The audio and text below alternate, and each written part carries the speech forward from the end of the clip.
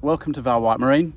My name's James. Today I've got something a little bit different to show you. Over there behind me in the background is a Cooper 745 open day boat.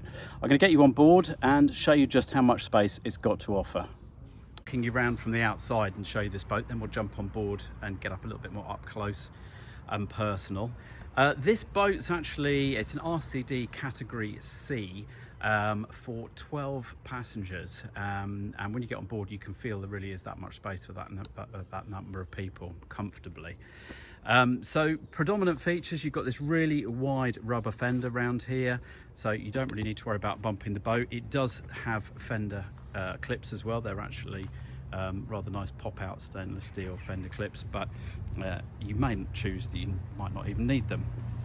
Really nice feature running all the way around the deck is this nice wide teak, and I particularly like these really thick stainless steel handles as well. You've got those on the bow and also on the stern of the boat. So while we're here, you can see one of the main features is this huge sun pad on the front. Easy enough for two people. If you've got teenagers or children, probably three. I'll show you in a minute. There's also a huge amount of storage underneath there. There's a big hatch that lifts up, and there's actually even a porta potty down in there. The canopy system on the boat is very clever, and I will drop in photos so that you can see what the canopy looks like when it's up. But it actually folds away quite cleverly under here, so we haven't taken the canopy off. It's on the framework and it folds down under that panel there.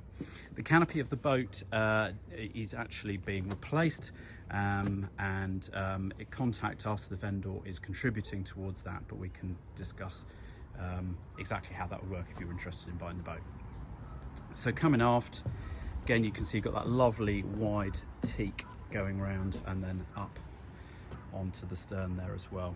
It's difficult for me to get to give you a really good picture of how the rudder looks, but that will be in the photographs. It's a really attractive feature of the boat. Also on the rear of the boat you've got a shore power connection, and on the other side you've actually got a transom shower as well.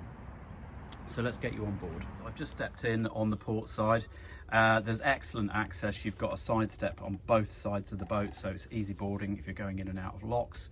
The seating you've really seen, but that gives you a perspective. It's set up with these movable cup holders and dividers to have 3 down each side, but quite honestly, if you took those out or rearranged them, there is room for 4 down each side. And as I said, the boat is licensed for 12, so there's tons of space on board.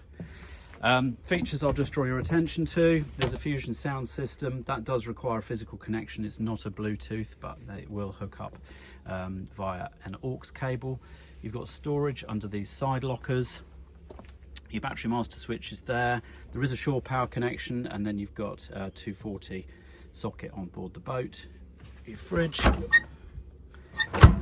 fire extinguisher, speakers for your stereo, more storage on that side. Coming round to your engine box, there's 2 ways that you can access the engine. You've got this flip up top if you just want to quickly check your oil. So you have access that way.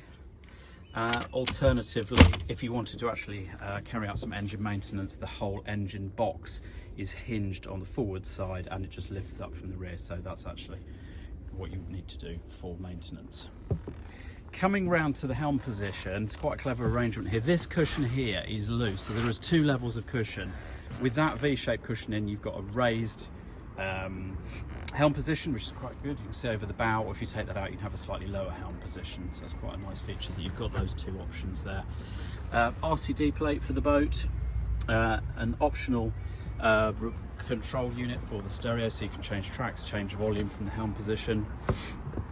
Round onto the helm itself, you've got a bow thruster mounted on the side of your helm console here, searchlight, all your switches down this side, and then up on your helm, a fairly straightforward arrangement: fuel, revs, engine temperature. There is a newly installed depth gauge there, you've got a compass, an exhaust alarm, and then your throttles around on the side. So I'm just going to pop the camera down for a moment and take you up into that clever bow area. Pop that sunbed cushion off. I've just got that over on the pontoon there, and then you can see what happens on the bow. You've got a huge opening, and then that takes you down into that area.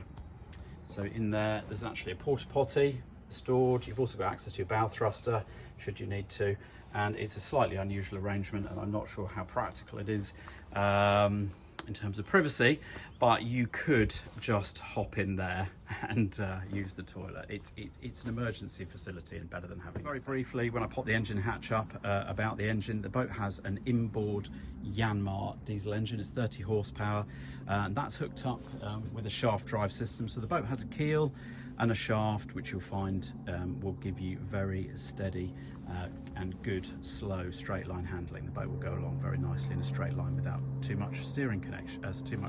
The ideal setup if you want to use the boat on the inland waterways, which really what this boat is all about. That's the end of the walk round on this Cooper 745. If you're just watching this video on YouTube, you'll find the link in the description so that you can have a look at the boat and all the specification. If you're on our website and you like what you see, do contact us and come down to the marina and arrange a viewing in person. We'd love to see you. Thanks a lot.